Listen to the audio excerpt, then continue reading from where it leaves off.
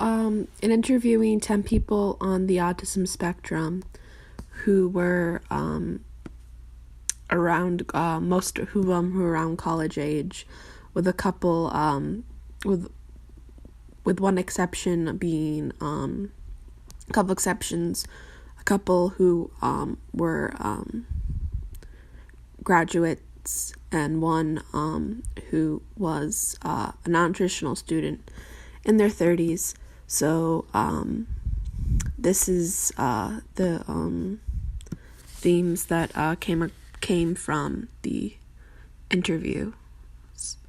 One big theme was the idea of community being defined as something that has like people sharing like similarities and interests. One person said communities helping other people and had like a definition that was basically surrounded. But another person defined community as a group of people who have part of their identity in common, higher similarity. Community is people who have similarities. So one thing that was throughout the interview was there was almost like a minimizing of their own autism, or talking about autism as other, or even just confusion over their own diagnoses, which is another theme that I will get to in a minute. But one person said I was not as bad as my brother. Two on the line to have a diagnosis. One person questioned their autism and said, "What if I'm not autistic?" During the interview, and was very concerned and thought that was questioning whether or not they had autism during the interview. And then another person basically started talking about autistic people like they weren't a part of it, even though they did state that they had were told that they had it, but they still kind of referred to us autistic people as not themselves. They basically said I just need to be more understanding of autistic people. Most people in the interview did not have a lot of preferences, especially with whether or not there was an diagnosis or identity. There's a lot of people who didn't have preferences. A lot of people didn't have preferences for autism first or person first. One person said, "I don't care either way as long as it's not used in an insulting way." When the reasons were given, they weren't given they were given solely for not because they sounded better or they thought it was better, but not necessarily because of any reason. One person did write, "I like how it sounds," and grammar. And yes, I'm bringing grammar up in an interview about autism. I also don't like it. Like the fact that people tell me what I can and cannot call myself. So that was a little bit of like a identity thing, but the rest of a lot of the rest of the interviews didn't really have a preference, or if the preference was there, it was just because it sounded better. There wasn't really like a big deep reason for it. And this also echoed in for like the diagnosis over identity. There's a couple people who had like a strong thing that it was their identity, but most people thought of it as a combination of both. So that was interesting. The way that autism shapes people's connection almost brought up basically negative, and that also leads to one of the barriers that people had to community was the social aspect of it.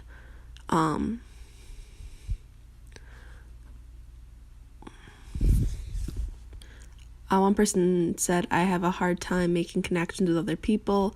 Another person said, I didn't really have any friends in high school and kept to myself, and I'm still very introverted because of it.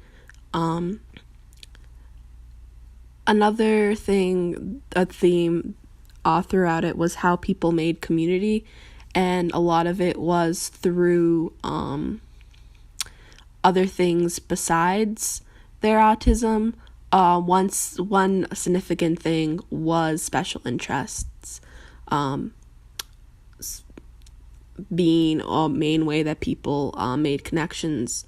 One person said, like, video games is a huge part of my life, and I meet and bond over people video games.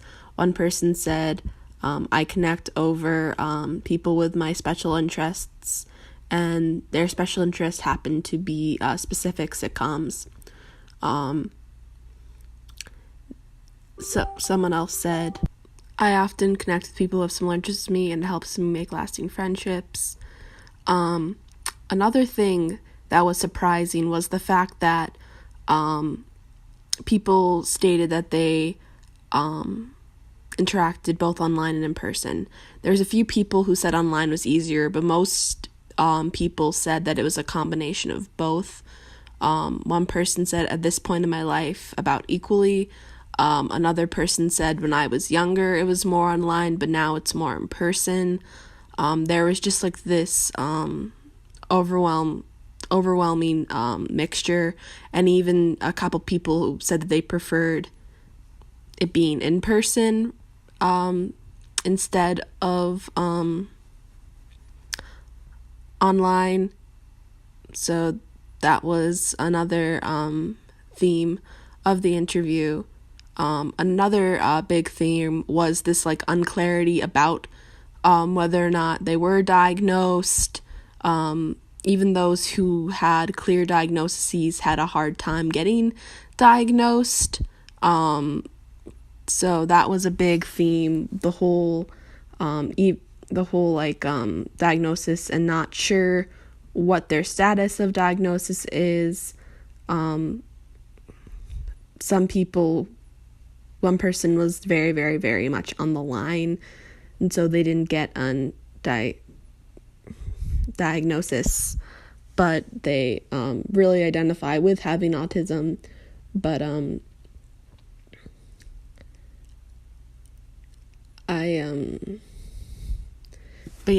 person was like, I was diagnosed when I was 15, despite being in a school for people who were autistic before then. One person who was at a school for people with autism said, I don't know when or if I got diagnosed. So there is a lot of uncertainty surrounding whether or not people got diagnosed. There's also a big, so a lot of people did not claim that there was a difference between the way that they interacted, but if they did notice some about how people on the spectrum interact, it was that it was more like open and honest and more authentic or freer. So one person wrote, autistic people are more likely to say what they think. Another person said, yeah, around other autistic people, I'm freer to be more varied. Autistic conversations are deeper, and the non-autistic people, shallow does not exist. So throughout these interviews, there's a giant consensus that there's a depth in all of this. And there's not a depth, but there's a more honest connection between people on the spectrum, and there's less of this like pretense of interaction. It just goes, it's just more honest and authentic. So, most people said an autism community existed whether or not they had attachment to it. So, most people in the interview, some excluded, said that they didn't have an attachment to an autism community, but they all said that they existed. One person said, I think it exists because whenever people can make community almost out of anything. So that's kind of proof of its existence, or not existence, but that despite it not existing, it does. That people believe it exists whether or not they have a personal connection to it. Overall, everyone had a positive view of autism. I think one person didn't have such a positive view about autism, but overall, one person said, overall, I don't think it should be cured.